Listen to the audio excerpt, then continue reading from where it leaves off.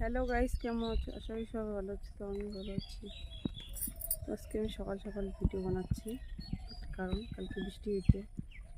তো রাত্রিবেলা অনেকটা আমাদের ক্ষতি হয়ে গেছে।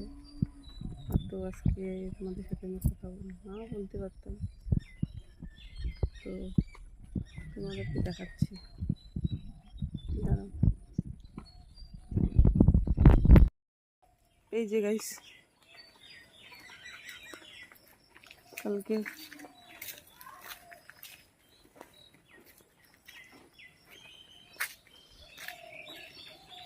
এই যে ওই ঘরে আমরা ছিলাম, বুনু আর আমি শুয়েছিলাম।